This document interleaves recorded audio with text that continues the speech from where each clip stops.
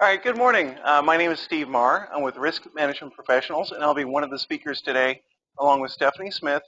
And we're going to be talking about some of the evolution of the regulatory environment with respect to PSM, RMP, SEMS, and also one of the state programs, CalARP, in California, the California Accidental Release Prevention Program.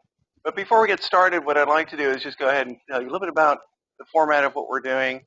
It is a webinar. We're using a GoToMeeting broadcasting base.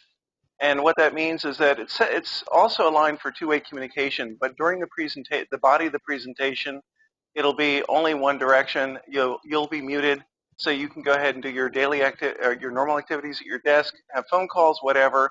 You're not going to be broadcast. At the end of the webinar, if you'd like to join a discussion or you'd like to be unmuted, just let the producer know. Our producer today is Chris Carnes. He'll be standing by if you have any questions. You can use your chat window for that.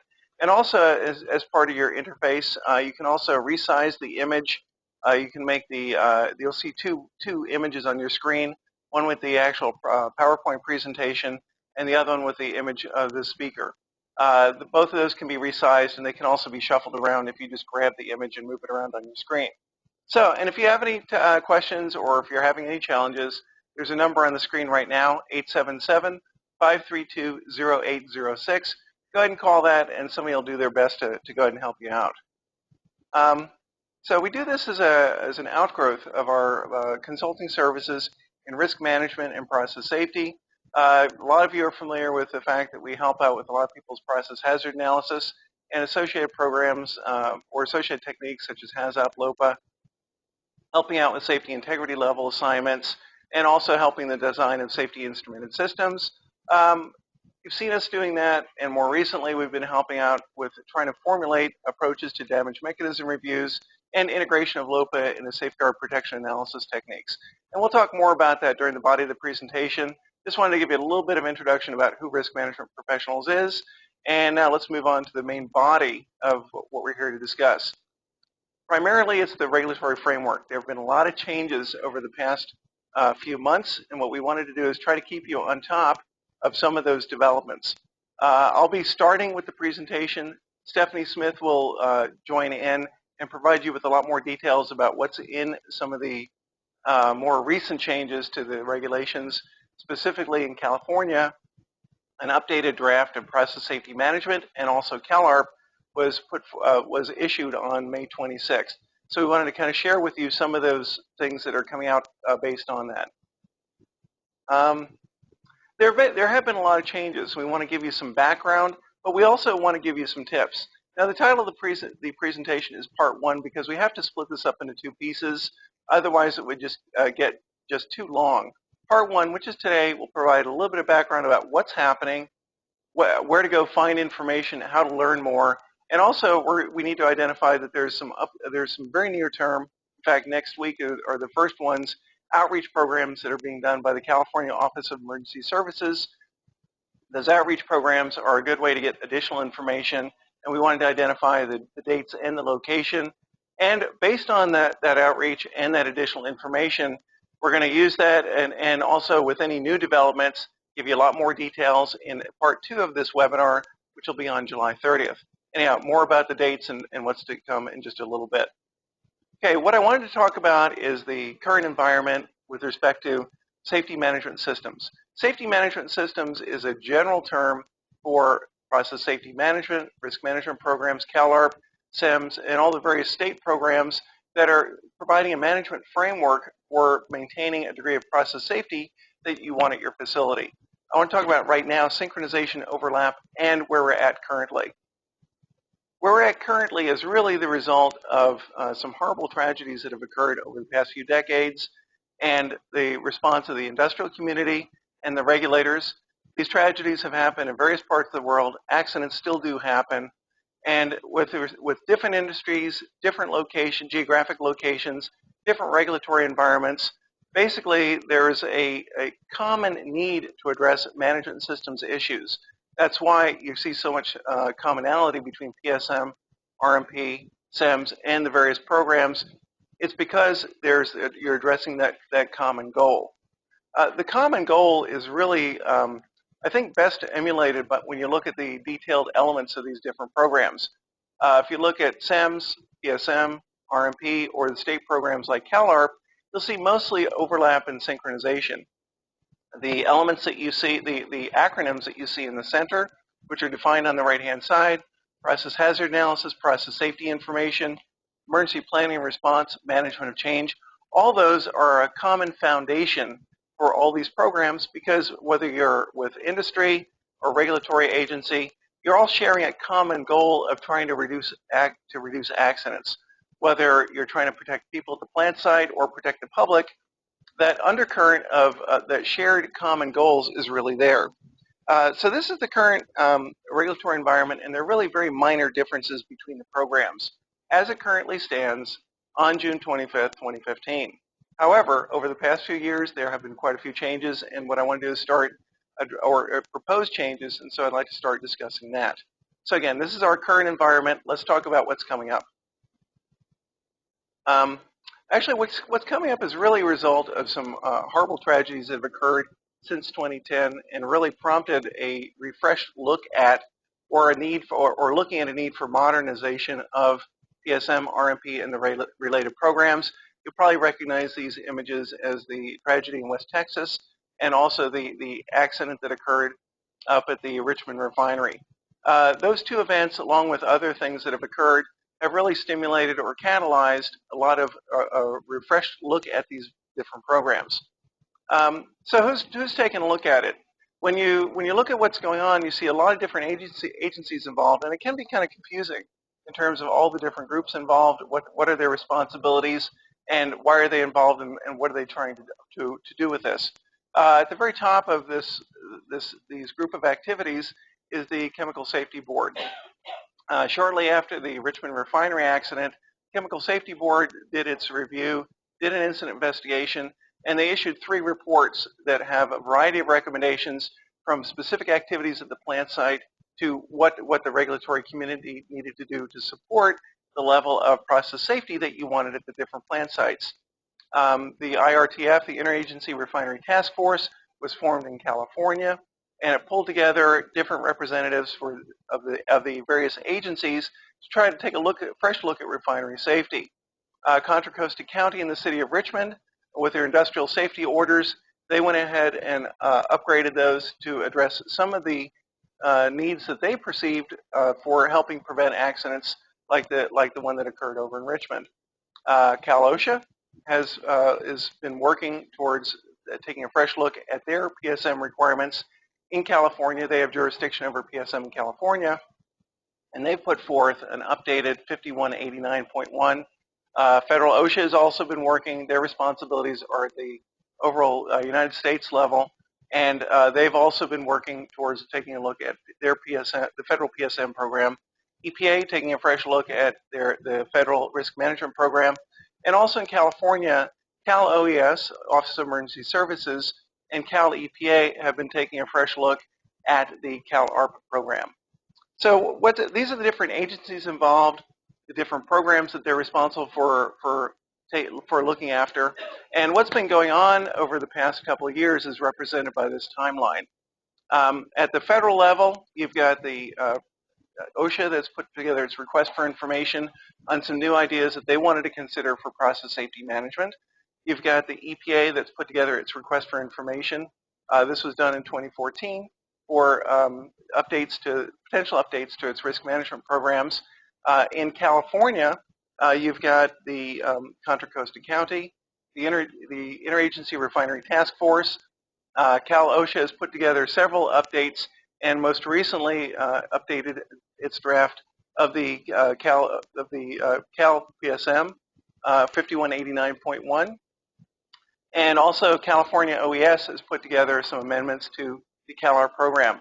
The most recent set of amendments have come out on May 26th, and we want to provide some details for that. And so what I want to do is turn it over to Stephanie, who's going to take a look at these different programs and some of the key elements that are within those.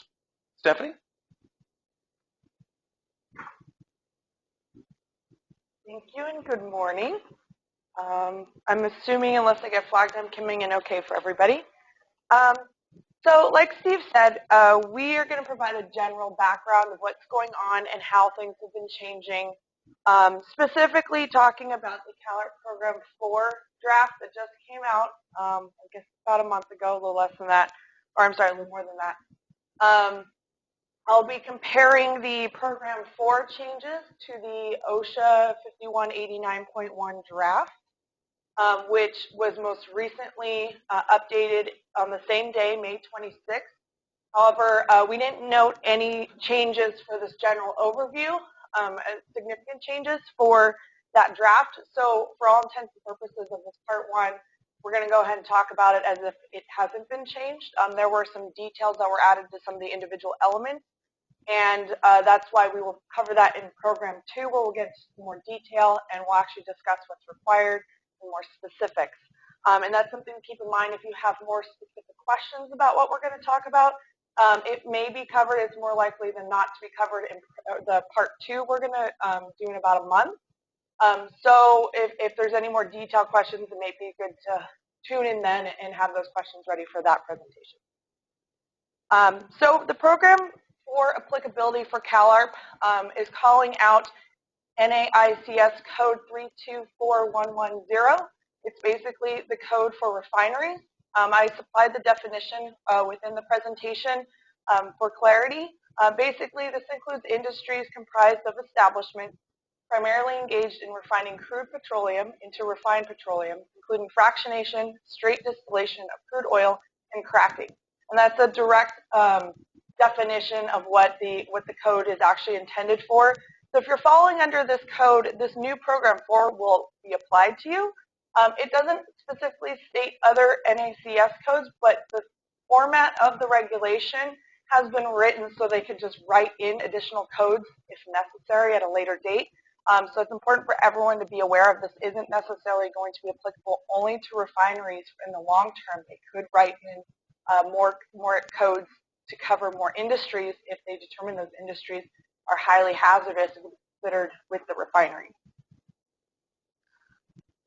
For the impact categories, and we'll talk about this on the next few slides for the tables I put together, they've been color-coded to indicate where there will be potential for additional facilities to be included in the program, where there'll be significant efforts and changes for a facilities program.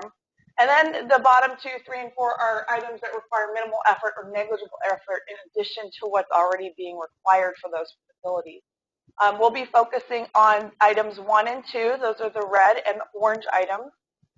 We kind of left the minimal negligible effort for just general listing at this point. They're obviously included in the regulation, but we feel that the top 2 categories are more important at this time. So we'll be, again, we'll focus on the differences between the Cal-OSHA draft and the CalARP draft, both issued on May 26th. This table follows an orientation from the OSHA RFI, which had requests for information for how to handle certain categories of requirements. And then the EPA also issued their own, so those are the first 2 columns. And the last 2 columns are what we're really going to be talking about. I'm not going to spend a lot of time on the Cal-OSHA since we have covered that in previous webinars. What I'm really going to be doing is comparing the CalARP, the new CalARP draft, to the Cal-OSHA and how they are the same and different. So you'll kind of see, you'll get that nuance in there where you'll find me talking about the CalARP a little bit more. So the first item is the expanding the coverage for reactivity hazards. This is covered in the CalARP draft. It was called out in the OSHA RFI and EPA RFI. It basically lists that in the PSI section, hazardous effects of incompatible materials should be covered. It doesn't give any indication on how they should be covered. However, a lot of this information is available in the safety data sheet. So it may already be something that's easy to do, but it will be an additional requirement to make sure that it's covered correctly and effectively. The next one we're talking about is the additional management system requirements. In Cal-OSHA, the language uses a lot of effective participation, and we'll see that a lot with communication and employee participation. They call for effective communication and participation. So it's not enough to just it would not be enough to, say, hey, yes, we're communicating, or we have it documented in a binder in the operations room. The message needs to be sent and received on the latter end. So it's really important to keep that in mind. This kind of takes into account if you have people that speak a second language that maybe don't understand English as a first language or very minimally as a first language. That will all come into account there, and I think they're going to be pushing that a little bit more, that the personnel know exactly what's going on and are included in all these elements. This also will bring the CalOSHA draft and also the CalARP draft also call for stop work authority and anonymous reporting of hazards. The requirement would be to provide a method to anonymously report hazards so that personnel don't feel like they'd be discriminated against or looked down upon for identifying those hazards, and stop work authority so that if they do see something that is potentially fatal or very unsafe, that they have the authority to go ahead and just shut down the system or stop work, whatever's been going on. That is available in a lot of other industries, so it's not a surprise that they try to bring that in here. And again, just to remind everyone, these are drafts, so if you have comments, especially if it affects your facility, please attend those meetings. We'll talk about when those meetings are a little bit later with Steve. But that's your opportunity to present your comments and talk directly with the regulators who are writing this and be able to have your input. I believe they also have comments available to be sent via email and mail listed on their website. For the, I'm going to go forward. So the next orange item is the management of organizational changes. That is included in both the CalOSHA draft and the CalARP draft. Basically, they're requiring employee participation in any kind of management change or notification, and also an analysis of human factors. How are these management changes going to affect the safety program and the culture at the facility? Are there going to be major changes, and how is that going to affect what personnel do if it's going to have an effect?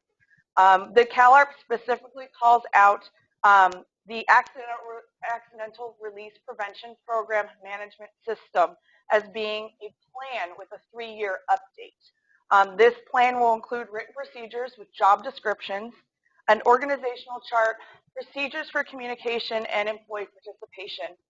It's also calling to document and track any changes to the program. So you'll basically, let's just say a manager leaves or you change a procedure, you'll have to track all this information, why the change was made and where the change is going and how that affects all the personnel.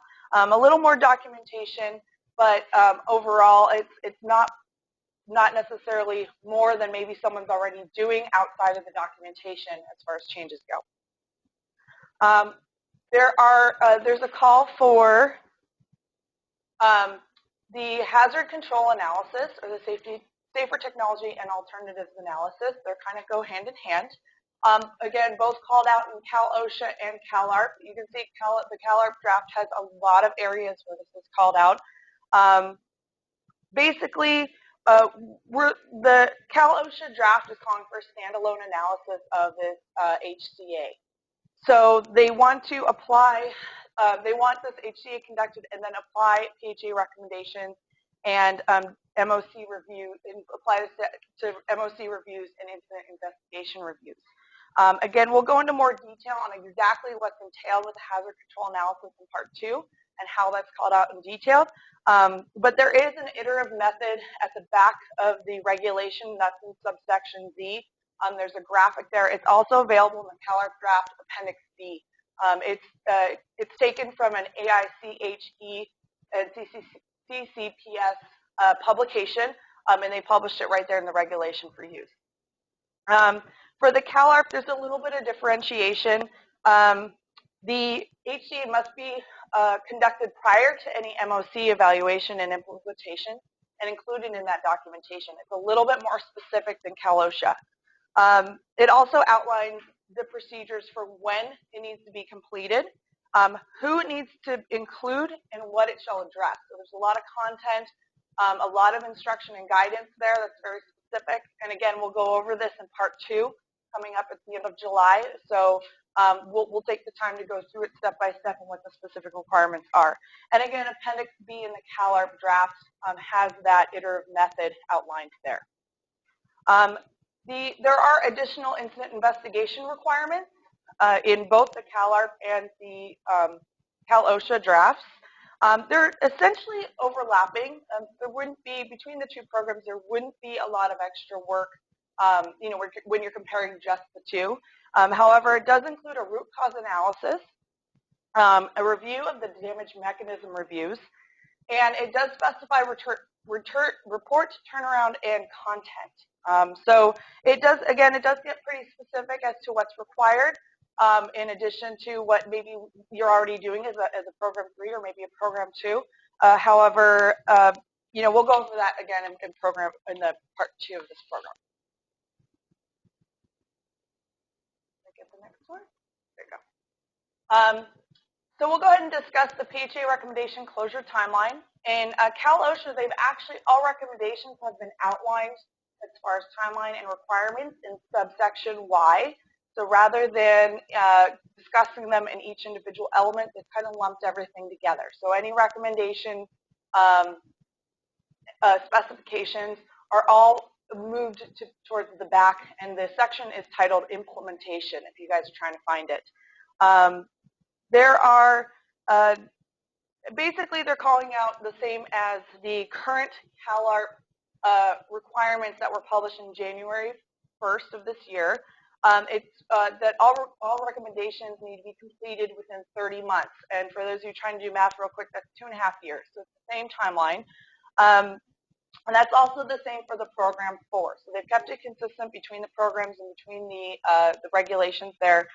Everything will be due at the same time. They're also specifying in both regulations that everything needs to be completed during the next turnaround, or if there is no turnaround required, they actually explicitly say when it should be done. So they do put timelines in these regs this time. They are pretty specific. Again, we'll go over this in part 2 of the specifics of what the indicators are and how it needs to get done. For damage mechanism reviews, basically they're calling out that 50% of all damage mechanism reviews should be done and must be completed within 3 years. And that's unanimous across the board with the CalARP and CalOSHA drafts. They both also require revalidation within 5 years, and outlines the process and content of the DMRs within the regulation. Again, this will come up in program 2. We'll go into some detail and some tips on how to effectively document these DMRs and how to work through them for the facility. For the safeguard protection analysis, CalOSHA has called for an evaluation of the effectiveness of all safeguards, and both individual and combined. So this is a little bit more detail. They call that safeguards shall be independent of one another, and that the SPA will be completed within 6 months of a PHA. And they have a little bit of a weird timeline there. We'll discuss that in part 2 if you're looking at the language. There's a little nuance, but basically, there's a little delay. However, I think we found it's easier to just conduct them all together, and that's something we can discuss later. They're also required to update the SPA within 5 years, and that's the same for both the CalARP and the CalOSHA. Specifically in both programs, they also outline the guidance for what's required to include the content, and how to analyze and how to report the findings. And again, these recommendations also fall back into any recommendations for other elements within the CalOSHA. The process safety culture assessment. Basically, actually both of them are essentially the same thing. I think they use slightly different language. I think safety culture assessment is used in the CalARP draft. However, they are the same thing. Basically, facilities would need to develop a written program that includes an action plan within 18 months of the regulatory approval. On top of that, this assessment will have to be updated every 5 years. The recommendations will be treated similar to the PHA recommendations. Again, for CalOSHA, how they broke it out, it'll be in subsection Y on how to treat recommendations. And there will be also a 3-year interim report on effectiveness of the safety culture assessment. So there's a little bit more documentation there. Both drafts are calling for the same documentation. So there won't be a lot of duplication, but there will be additional documentation. And as we move down to the bottom of this slide, we start getting into the additional elements that only CalARP is requiring and calling out in their draft. They have called for an additional timeline for the RMP for anyone who qualifies for Program 4.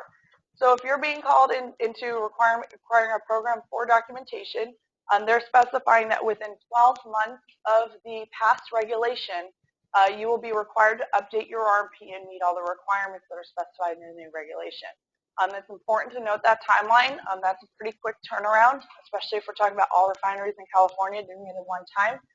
So keep in mind with resources, it may be, if this looks like it's getting passed and coming up real soon, it may be good to get ahead of the game and do some of the stuff early, and make sure that you're meeting the timelines, you're talking with the regulators, and make sure you know what's due and when it's due.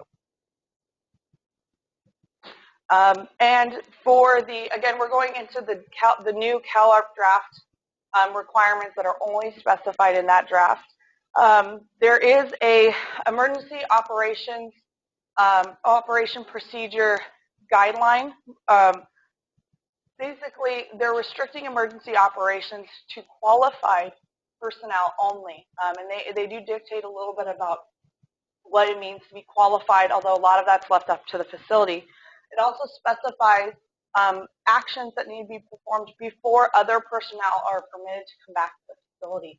That will include equipment shutdown, equipment depressurization, things like that, to basically make the facility at a safer level so that people can return back. And again, they're getting very specific with what's allowed, and they do talk a little bit about what a qualified person means, but a lot of that's up to the facility to just have safe practices. They've added the RAGAGEP for mechanical integrity. More specifically, they call out that inspections need to utilize RAGAGEP, that the frequency is consistent of inspections is consistent with RAGAGEP. The deficiencies and the corrections for those are consistent with RAGAGEP, and that it establishes guidelines if corrections cannot be performed in conjunction with RAGAGEP. So it actually calls out what needs to be done if there are no better practices to be had for a correction. There are PSSR requirements that have been added. Basically, there's a detailed checklist of tasks that need to be performed before the startup of the facility. Now, these may have not been documented before. It's been mostly left up to facilities, where now they're calling to ensure that the PHA has been conducted, DMRs have been conducted, the changes are being performed to design specifications, training has been done, and they actually call these out. These will be list items that need to go on the checklist. It's a little bit more specific, not too different than what's already required for, say, a Program 3 for PSSR. But again, when they get more specific, that just means it's another checklist item you just need to make sure it's done before the startup. And employee participation requirements. Again, we're coming back to the term effective, or the language of effective communication. They're really emphasizing that in the CalARP draft and in the CalOSHA draft.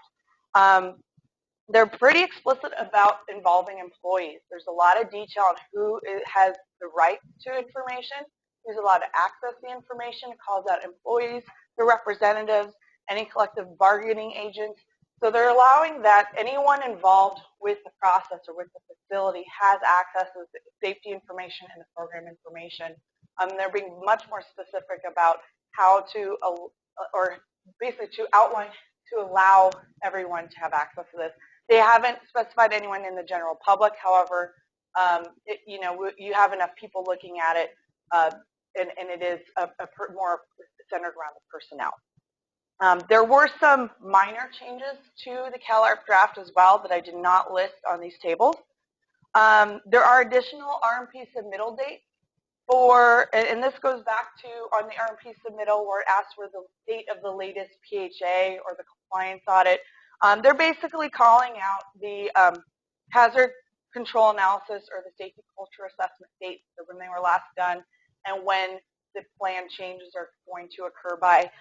So they've added some of these dates for the additional elements in there. It is a minor change. It's just another documentation to cover all their bases and to make sure that things are getting updated. There are additional exposure limits that are required in the PSI. The OSHA draft only requires the California PELs. However, the CalARP draft has called out the California PELs, the NIOSH RELs, the ACGIH TVLs, or TLVs, the OEHA RELs, and these all are typically included on the safety data sheets, so it wouldn't necessarily be a lot of legwork to get it together, but it is a checklist item to make sure it's all included. And again, this is usually typical documentation on the SDS through HAZCOM. The incompatible mixture of hazards is called out again is as kind of a minor requirement, and I lump that in because it's usually on the SDS. So it's not a lot of legwork to get it together and to get that information. Just need to make sure it's there. There are deadlines for employee participation for each element as changes are made. Again, we'll go over this in more detail in part 2.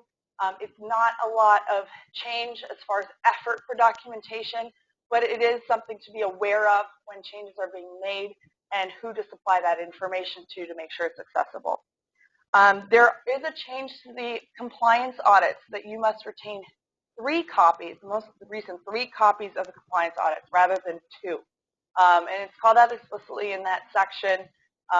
Again, it may not be a huge change for most people, but it is something to be aware of.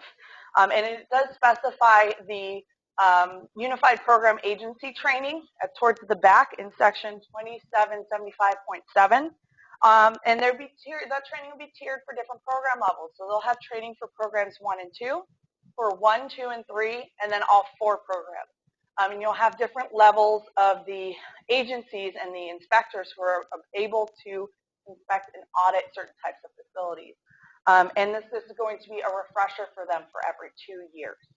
So they'll have to go through this training pretty consistently. And for that little bit, that's the end of my tidbit, and I'll be available for questions after Steve goes through more of the recent changes. Those were good tidbits. Thank you. All right, Stephanie, thank you very much. Audio is still good? Okay, great. All right. Oh, thank you. Yeah, that'll be helpful. All right, well, so what I wanted to do is Stephanie gave you a really good snapshot of what's in the EPA request for information, some of the topics they wanted to identify.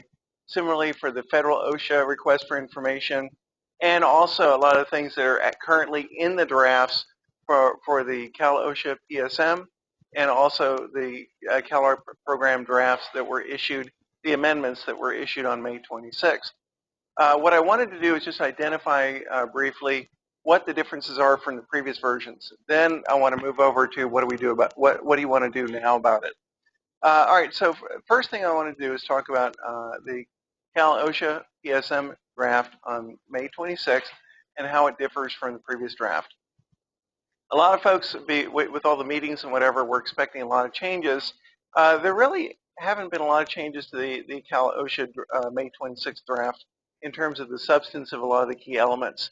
Most of the changes were done to harmonize or help synchronize a little bit with the forthcoming, which is now out, May 26th draft for CalARP, or the California Accident Release Prevention Program. There's a lot going on. I'm going to try to be very careful about specifying what agency, what program, because there's a lot of different things happening in parallel right now. So anyhow, specific to CalOSHA and PSM, they've retained a lot of the things that are going to cause a lot of extra effort and make significant changes to the program. For example, damage mechanism reviews, the use of your corrosion analysts' detailed evaluations, assessments of piping and equipment, the corrosion allowances, the current state of the equipment, and feeding that into the process hazard analysis in terms of an integrated PHA. For those of you who have been following previous webinars, you know we've had some guidance out for that. Basically, the current DMR framework in CalOSHA and also CalARP basically emulates that. So I think you'll find a lot of good guidance from the past webinars and also from the paper that Michael Nord, Jordan Schultz, and myself created for the Global Congress on Process Safety. inherently safer designs, inherently safer systems, and the hierarchy of hazard control analysis. All those things focus on inherently safer design concepts.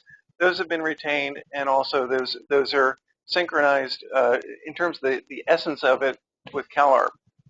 Safeguard protection analysis, that's another thing that's very similar, that's addressed in many cases for those of you who are doing a LOPA concurrent with your HAZOP study.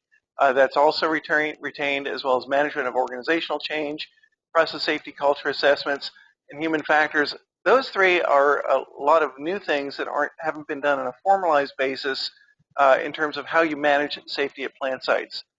Incident investigation root cause analysis requirements, those have been retained, as well as performance indicators and metrics, and specific requirements for the closure of PHA recommendations.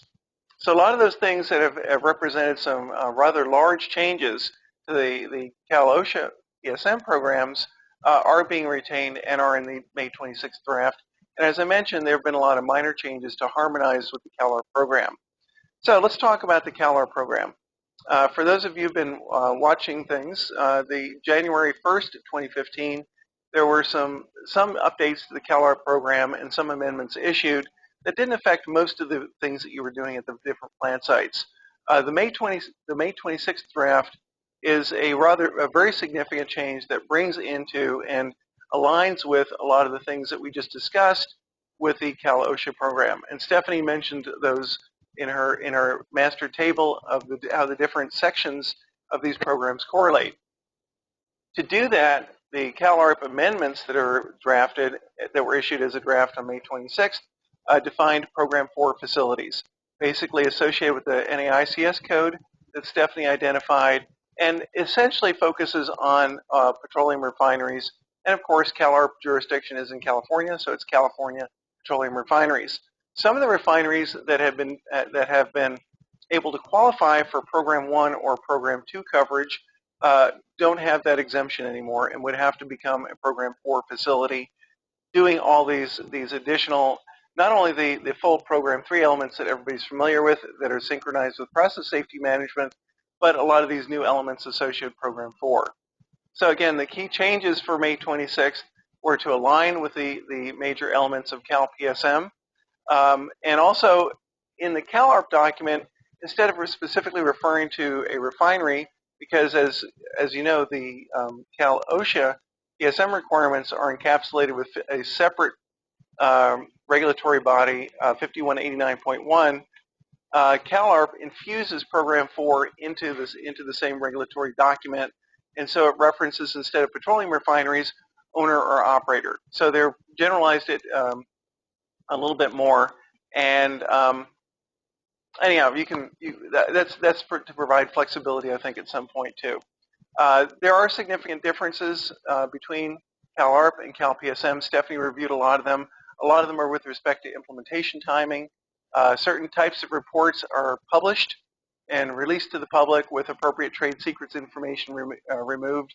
That includes hierarchy of hazard control analysis reports, incident investigation reports, and also for process safety culture assessments.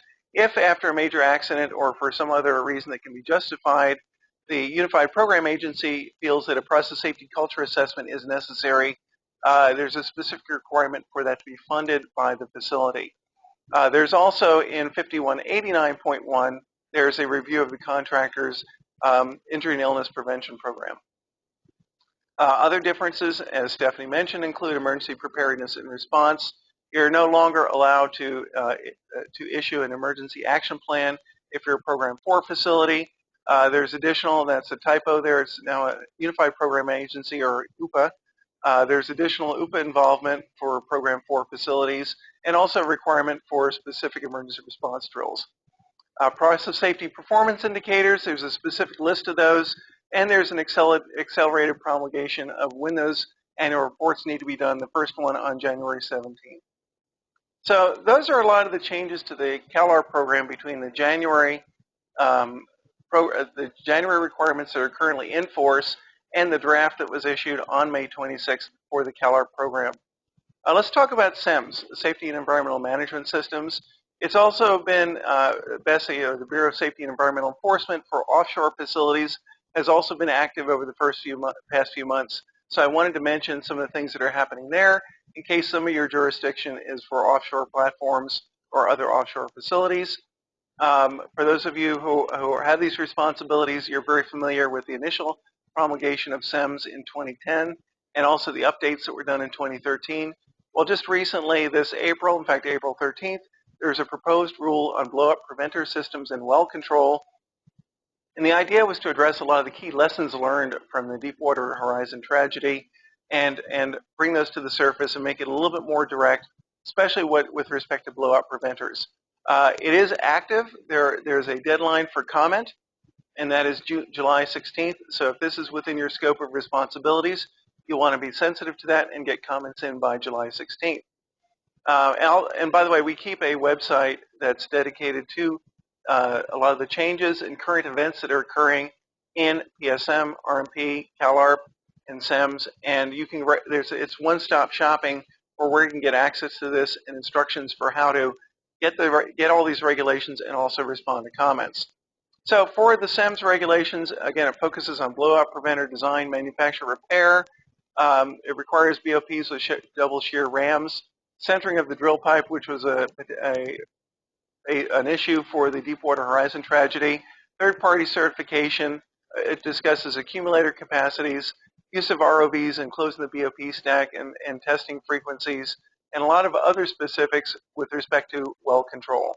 So if that's in your scope of responsibility, you'll want to be paying attention to that and also take a look at the rule and make comments as appropriate. So what I want to do is shift back to onshore and talk about the potential impact on the programs and what you want to do to manage your efforts at this point.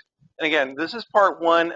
We just wanted to give current events, a lot of the overviews. We'll be providing a lot more details in part two on July 30th. As a reminder, you've got a lot of different agencies that are working together to look at the need for evolving these regulatory programs, and drafts have been issued for CalOSHA, PSM, and also CalEPA, CalOES. They're working together on the CalARP program. Two separate programs. CalARP is pretty much, the current CalARP is very close to the federal EPA RMP, and the current CalOSHA PSM is very similar to federal PSM. Both of these are evolutions for the significant additions that we discussed previously. So we've got a lot of different agencies working together. The Chemical Safety Board, they pretty much issued their reports, and these investigation reports are available online. They have specific recommendations. And so really right now, the agencies are in the implementation phase of the various recommendations that were made by the Chemical Safety Board. The U.S. EPA, they have issued their request for information. As we discussed earlier in our timeline, there's not a proposed rule at this time, but they're currently drafting things that will be issued for comment at a later time. Same can be said for federal OSHA and the federal PSM program. So at this time, federal EPA, federal OSHA have issued requests for information, but they have not issued draft regulations for review or comment. The timelines that they're looking at are over a period of several years. Right now, with the current timelines, the California programs, CalARP and the CalOSHA PSM, will be issued before that. Contra Costa County has a lot of potentially hazardous materials facilities within their jurisdiction, as well as the City of Richmond. Both have issued industrial safety ordinances on risk management, and those are in force to bring and also require a lot of these different elements that we discussed previously. The California Interagency Refinery Task Force is still a framework for pulling people together and having meetings to discuss the various regulatory evolution requirements, and they maintain an active website. However, right now there's no plans that I'm aware of for issuing additional reports or recommendations for the other agencies to act on. So most of the action and most of the changes over the past few months have been with CalOSHA and the 5189.1 and also CalARP. So for 5189.1, as we mentioned, it was issued on 26th of May. I'll be providing a link in a few minutes for where you can get reference information for that. The final regulation promulgation is expected in the summer of 2016, and I'll share with you a timeline that's posted on the CalEPA website in just a few minutes. Right now, the plan is to have two separate PSM regulations in California. 5189.1, which applies to the California petroleum refineries, and 5189 that applies to all other facilities. 5189.1, as Stephanie mentioned, is relatively equivalent to the Program 4 requirements in the CalARP amendments. So initially, there'll be two separate PSM regulations in California. At this point in time, I'm not aware of any ability or plan to synchronize that with the federal PSM or RMP requirement updates. For Cal EPA and Cal OES that are working together on the CalARP amendments, again, there is a relatively minor update that was put together in January of 2015. That was a minor update to the program that is currently in force. The May 26th draft is a significant change, and that's basically aligning with 5189.1. But in this case, Program 4 requirements will be absorbed into the same regulatory document. The final regulation is expected to be in force in summer of 2016. And basically, again, you'll have a single regulation with the Program 4 requirements for what are currently defined as high hazard facilities with specific NAICS code requirements. Initially, there is alignment with 5189, but as Stephanie mentioned previously, there's no direct synchronization with the Cal-OSHA PSM requirements or with the federal PSM RMP, which will be coming out later. And right now, there's, I think, no ability to really align with that based on the timeline that the California agencies have set for themselves. So let's look at that timeline a bit.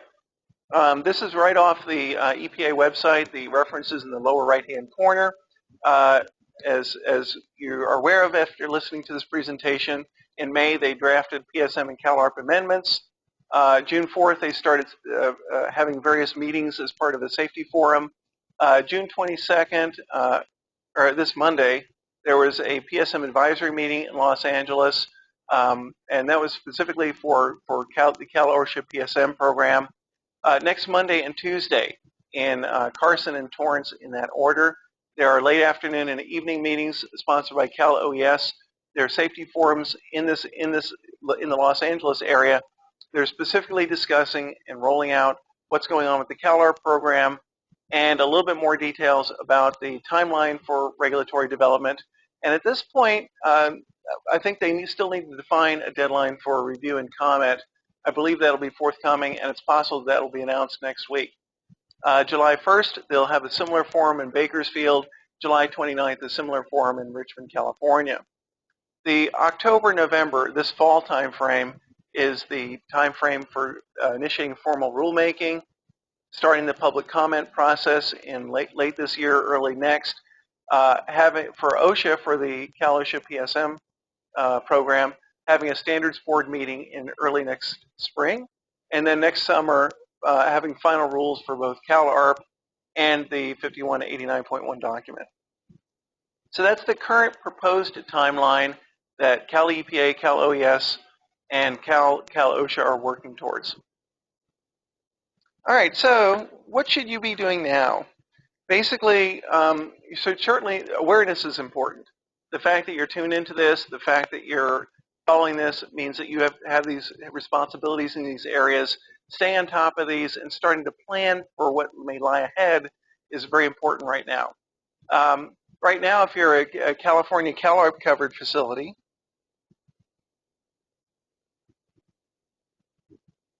good.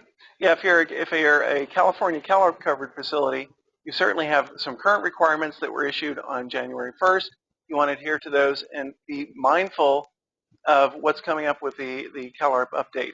Contra Costa County and the City of Richmond have identified 9 specific facilities that have to adhere to the June 2014 industry safety ordinances. If you're a California petroleum refinery, you really need to be watching this because you're the ones who are going to be most impacted. For a lot of these elements that are going to require a lot of work, you want to basically look at high value, high priority work that you can do as part of your current efforts, because as Stephanie mentioned, as time moves on and we get closer to deadlines, there'll be a shortage of resources, and a lot of the time frames for CalARP are accelerated. Also, if you're in the design phase, some of the elements like hierarchy of hazard control analysis are significantly more cost effective in the design phase. And if you introduce them now, it could save a lot of rework or retrofitting later. If you're in other parts of the United States and you're a petroleum processing facility that could potentially be covered by some of these items, the EPA request for information and OSHA request for information are things that have identified an interest in getting comments on some of these new program elements. And as well as other CalARP covered facilities, you should be watching what's going on with some of these updates because they may be considered at some point best practices, or they may be expanded to include your facilities. So it makes sense to have an awareness of the 5189.1 and also other things that might be considered best practices for high hazard facilities. Again, as I mentioned before, everybody should closely monitor all these regulatory changes. There is a potential for later expansion into highly hazardous facilities in California or being considered best practices. And also you want to be mindful of general duty clause requirements too. If these are considered best practices, or if you're a larger company that has assets in California and other parts of the United States, and you're applying things that are considered good practice in California and not elsewhere, you want to make sure that you've got a very good justification for that. Okay, so let's talk about resources. Right now, if you look at the very bottom, we maintain a web page that has links to all the current regulations and developments that we're aware of, as well as a number of resources, things that we've put together in webinars that provide some very salient tips for how to deal with this stuff. If you look at some of our HAZOP webinars, we've weaved in effective approaches to damage mechanism reviews, safeguard protection analysis, and a hierarchy of hazard control analysis.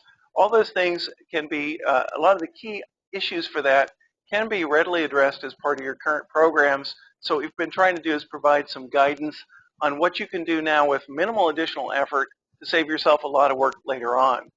We've also been very active, we're also a very active supporter of the Global Congress on Process Safety. This year we put together 2 papers that can also be downloaded from that web page on addressing the new DMR requirements through an integrated PHA. Again, how do you utilize the things that you're already doing at the plant site based on your corrosion experts and your mechanical integrity program, infuse that into an integrated PHA to really address address a lot of the key DMR requirements. We've also had several webinars over the past few months identifying current events and as these new programs are being rolled out. And we've also recently did a webinar on DMRs. So that was on March 26th. All these can be extracted from our website. They're free webinars you can look at in the comfort of your office on your own time frame. And we're doing our best to maintain, to stay on top of these things. That webpage, any comments that you have or contributions are very welcome. There's a lot happening, and it makes sense for everybody to be watching what's going on. And anything that we can do to kind of share information, make sure it's readily accessible. Again, you've got a number of different agencies all working to evolve their programs. Staying on top of this is a bit of a challenge. So let's talk, let me go ahead and summarize right now. Again, a number of agencies are taking a fresh look at these programs. The current focus is in California and refineries. However, everybody needs to be monitoring this because there's a potential for expansion into other U.S. facilities or other facilities in California. Right now, there's a lot of different programs, and there's a lot of things that aren't necessarily synchronized between the different programs in California, and certainly between the California programs and federal. If you look back at how the RMPP evolved in the 1980s and how during the 1990s it eventually transformed into the current environment where you have synchronized programs, as time moves on, I think you'll see long-term movement towards synchronization. But in the meantime, over the next few years, you're going to have an environment where you're going to have different requirements for different agencies.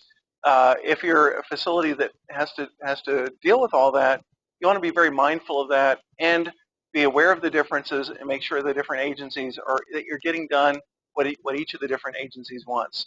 Right now, and I kind of put this in quotes because it does involve additional work, but they're relatively easy steps to take now to infuse a lot of these new techniques and elements into your current process hazard analysis activities It can save a lot of work later on if you do some of the high value stuff right now, and it can defuse some of the pressures you're going to have with having resources for a lot of these accelerated timelines. Again, carefully, if you're in this business and you're responsible for risk management and process safety at your facility, you should carefully monitor these modernization programs, figure out your long-term plan, where things are going, gear your activities appropriately. Again, make small efforts now to save a lot of work later on so you can have an effective implementation of your program. Again, today's objective was just to let you know what's happening, identify some of the highlights and some of the things that are out there. There's a lot more information in terms of all the different programs, the different drafts that are out there, where the agencies are going, and what we want to do in part 2 of this webinar is get into a lot more details on timelines and specific requirements for a lot of the key elements. And hopefully we'll also have some additional information based on the safety forums that are being done in late June and early July. Before I open it up for questions and comments, again, highlighted in your screen at the bottom is a page that we try to make one-stop shopping for where you can get information on all these regulatory developments. We're going to try to keep you informed as part of our outreach program here. Right now we're listing some of the upcoming webinars. The next one is specific for ammonia facilities on July 14th. July 30th is part 2 of this webinar, where hopefully we'll be able to have we will hopefully get some more guidance from the regulatory agencies as part of their rollout program and more specifics on the different elements. And then in August, we'll do some case studies. September, how to apply LOPA and HAZOP during the design phase, and also provide some more tips on how do you pull all this stuff together. So anyhow, that's what's coming up. Hopefully it'll be helpful. Any suggestions that you have are welcome, and right now I will open it up for questions and comments. Again, you can go ahead and in your chat box, go ahead and send questions and comments anonymously to our producer, and Chris will go ahead and verbally tell us about those.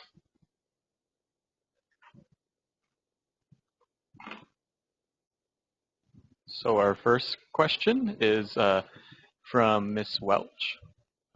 We are in RMP level 2, non-responding facility. We have an EAP. Are B kits required under the EAP? And also, we have had an auditor tell us that we should not keep them if we are a non-responding facility, while another auditor told us that it is good to have. Any regulatory reference is greatly appreciated. Do you want to address that? Yeah, well, actually, we'll be talking about that with the ERP and EAP presentation coming up in mid-July. So I highly suggest you log into that and at least listen in while maybe you're doing something else. But basically, it's always good to have, and if I heard correctly, it was about spill kits.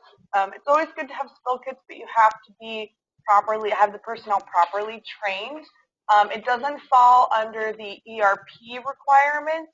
You can do that and justify a quote-unquote response with spill kits under an EAP. However, again, the nuances, you need to have people properly trained. It's not, the ERP and EAP primarily differentiate between a reportable incident and non-reportable incidents or smaller incidents. So spill kits or small, especially small liquid releases where maybe there's not a lot of hazard, those don't really fall under the same jurisdiction of an ERP. I think the key thing is training. If somebody's not properly trained, it could be also a liability. So you definitely want to be concerned if you've got equipment there, whether SCBA, spill kits, or anything else that might be used to address an emergency. All those things, people need to be properly trained and certified if they're going to get used. Next question. Is LOPA required for RMP submittals to the EPA? Yeah? Okay, great. LOPA is layer protection analysis. It's currently not a requirement. However, we do a lot of layer protection analysis as part of our HAZOP study facilitation services, because it provides you with another perspective.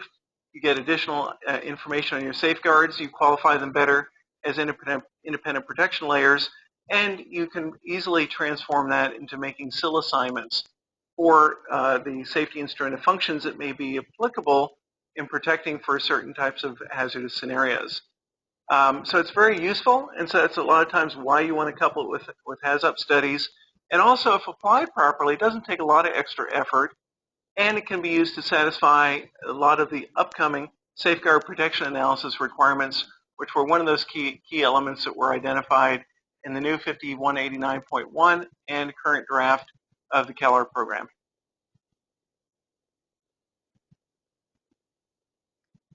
Based on the OSHA RFI, EPA RFI, and Cal-OSHA and CalARP draft PSM regulations, it seems as if the agencies are moving in different directions. Where do you see this going, and is this functional? Okay, well, I guess what right now they are moving in different directions. However, you got to give some credit for the fact that the 5189.1 and the current draft of the CalARP program have spent a lot of effort in terms of trying to be synchronized to the extent possible. It's not complete, and as I mentioned before, there's really a common goal of trying to prevent accidents. That's really the undercurrent of why these programs exist in the first place. So there has been a lot of work done to synchronize. Executive Order 13650 has encouraged agencies to work together, but there's going to be right now in the early term significant desynchronization between what's happening in California and what's happening at the federal level, and how facility safety is applied to basically an identical facility in California versus another part of the United States, which really doesn't make a lot of sense. So basically, although there has been a lot of effort done in this direction, people are working hard to do that. I would just encourage additional effort and synchronize to the maximum. Everything the agencies can do to synchronize, move these programs closer together, are going to simplify the efforts at the plant site. And if you simplify and focus their efforts, safety programs are going to be more effective. So the overall objective of protecting personnel, the public, and protecting the environment is going to be enhanced the more the agencies work together, as they continue to work together towards synchronization. So I would like to look forward to that and encourage the different agencies to continue their current progress in terms of working together on that. Can you expand on the new training and certification requirements for CUPA staff who will be inspecting CalARP facilities? I can take that one since it was on my slides. There aren't a lot of specifications on the training. What is specified is that the agency staff members will be trained based on program level. So there'll be different tiers of training. I'm assuming that'll mean they are only allowed to inspect and audit the program levels that they've been trained for. I think, my personal opinion is that may help help them focus a little bit more on some of the harder facilities or the more robust programs like Program 3 and Program 4. It'll allow some more focus for those particular inspectors and auditors, and hopefully some more insight into specialization into those programs. But there are no, as far as I could read, there were no indications on exactly what they'd be trained for. I can only assume that they'd be further trained in how to audit and inspect those particular facilities, which is why they have the tiered training.